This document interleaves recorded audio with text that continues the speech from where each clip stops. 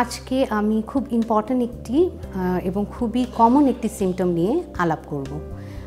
সেটি হচ্ছে রক্তশূন্যতা। আমরা ডাক্তারি ভাষায় যেটাকে অ্যানিমিয়া বলে থাকি।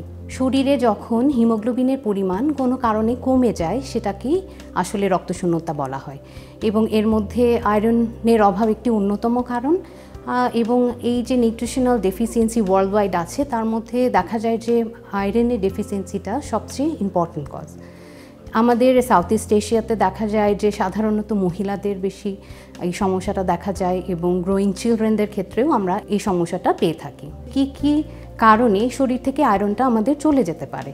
অনেকগুলো কারণ হতে পারে। একটা হচ্ছে আমাদের যদি আয়রনের ইনটেকটা বডিতে কম হয়, সেটা হতে পারে কিভাবে? আমাদের এই সাউথ ইস্ট এশিয়ার মহিলারা সাধারণত অনেক অপুষ্টিতে ভুগে, বাচ্চারা ভুগেন। তো এটি একটি প্রধান কারণ যে আয়রনের ডেফিসিয়েন্সি হওয়ার।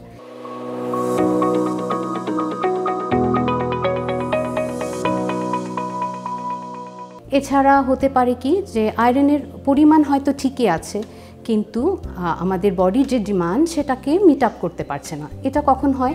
সাধারণত এটাও মহিলাদের ক্ষেত্রে প্রেগনেন্ট ওমেন যখন হয়, ওনারা প্রেগনেন্সিতে রিকোয়ারমেন্টস বেশি থাকে, সেই তুলনায় আয়রনের সাপ্লাই যদি না থাকে তখন হতে পারে। তাছাড়া গ্রোয়িং স্টেজের বাচ্চারা, অ্যাডোলেসেন্স বাচ্চারা, তাদের ক্ষেত্রে আমরা এই কারণে আয়রনের ডেফিসিয়েন্সি দেখি। তারপরে আরও কিছু কারণ হতে পারে, যেমন যদি কারো আয়রন ঠিকই আসলো কিন্তু বডি সেটা অ্যাবজর্ভ করতে পারলো না, তাহলেও হতে পারে। আরেকটি ফোর্থ বাট খুব ইম্পর্ট্যান্ট কজ, সেটা হচ্ছে যদি আমাদের বডি থেকে কোনো কারণে ব্লিডিং হয়ে এই আয়রনটা চলে যায়। তো আমি আসলে রমজানের মধ্যে এই টপিকে বলার একটাই উদ্দেশ্য, দীর্ঘ সময় ফাস্টিংয়ের পরে আমরা যখন রোজাটা ভাঙি, আমাদের দেখা যায় যে আমরা ভাজা পোড়া দিয়ে শুরু করছি খাওয়া।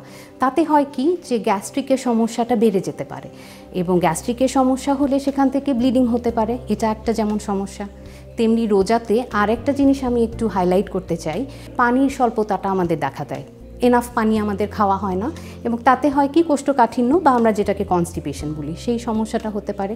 তাতেও হতে পারে কি স্টুলের সাথে অল্প করে ব্লিডিং হতে পারে। তো এভাবে করে আমাদের শরীরের আয়রন কিন্তু কমে যেতে পারে। কারো যদি আয়রন ডেফিসিয়েন্সি হয়, একজন বাসাতে আসলে বুঝবেন কিভাবে যে তার এই সমস্যাটা আছে। এখন কেউ যদি খেয়াল করেন যে বাসাতে আগে যে পরিমাণ কাজ করতে পারতেন, এখন সেই পরিমাণ কাজ করতে যে হাঁপিয়ে উঠছেন, অথবা ক্লান্তি বোধ হচ্ছে, শ্বাসকষ্ট হচ্ছে, এমন যদি মনে করেন কেউ যে আগে যেরকম কাজ পারতেন এখন সেরকম করতে গেলেই ফ্যাটিক ফিল করছেন, এটা একটা যেমন হতে পারে। কেউ কেউ দেখা যায় দীর্ঘ সময় বসে আছেন বা শুয়ে আছেন, হঠাৎ উঠতে গেলেন মাথা ঘুরে পড়ে যাচ্ছেন, বা মাথা ঝিমঝিম করছে, বা মাথা ব্যথা করছে, এ ধরনের কিছু সিমটম নিয়েও আমাদের কাছে পেশেন্টরা আসেন। এছাড়া মহিলাদের ক্ষেত্রে অনেক সময় দেখা যায় তাদের চুল পড়ে যাচ্ছে, ওনারা অনেক সময় কমপ্লেন করে এটা নিয়ে, নখ ভেঙে যাচ্ছে। কেউ কেউ হয়তো বলেন যে ফ্যাকাশে হয়ে যাচ্ছেন বা ফর্সা লাগছে তাকে, এটাও কিন্তু একটা সিমটম অফ আয়রন ডেফিসিয়েন্সি। তো এই ধরনের সমস্যাগুলো নিয়ে যদি কেউ ভোগেন বাসাতে, তাহলে আমি অ্যাডভাইস করব যে বেশি সময় ক্ষেপণ না করে অবশ্যই নিকটবর্তী ডাক্তারের কাছে আসা, এবং ডক্টররা খুবই সিম্পল কিছু ব্লাড টেস্টের মাধ্যমেই আয়রনের যে অভাবটা সেটা ডায়াগনোজ করতে পারেন। এখন আসেন আসলে আমরা এটা থেকে কিভাবে পরিত্রাণ পেতে পারি, আর আসলে বাসাতেই আমরা সেটাই চাইবো যে বাসাতেই কতটা কাভার আপ করা যায় আয়রন ডেফিসিয়েন্সি।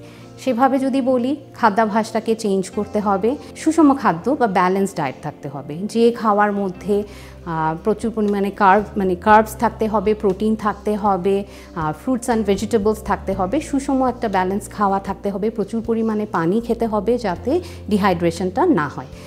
আর আয়রন কন্টেইনিং যদি খাওয়া বলি, যে স্পেসিফিক্যালি কোন খাওয়াগুলোতে আয়রন বেশি আছে, সেখানে আমি বলতে চাই দু ধরনের সোর্স থেকে আমরা আয়রন পেতে পারি। ডায়েটারি সোর্স, একটা হচ্ছে অ্যানিম্যাল সোর্স হতে পারে, এবং মজার কথা হচ্ছে অ্যানিম্যাল সোর্সের যে আয়রনটা থাকে সেটা আমাদের বডি খুব ভালো মতো অ্যাবজর্ভ করে নিতে পারে। তো সেইগুলোর মধ্যে কি হতে পারে, রেড মিট একটা অপশনস, যেমন গরুর মাংস, খাসির মাংস, রেড মিটস, ওগুলোতে আয়রন থাকে প্রচুর পরিমাণে। তারপরে অর্গান মিটস যেমন কলিজা, এই গরু, খাসি, মুরগির কলিজা, এগুলো থেকেও আমরা প্রচুর আয়রন পেতে পারি। আর যারা আসলে হার্ট ইস্যুজে রেড মিট খেতে পারেন না তাদের ক্ষেত্রে আমি বলবো সামুদ্রিক মাছ একটি ভালো উৎস আয়রনের।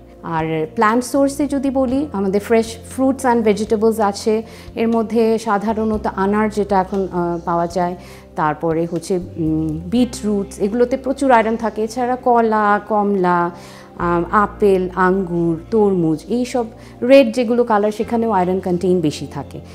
আর প্ল্যান্টসের মধ্যে আর ভেজিটেবলসের মধ্যে সালাদ থাকতে হবে, কারণ সালাদে যে টমেটোজ অ্যান্ড গাজর থাকে এখানেও very rich source of iron.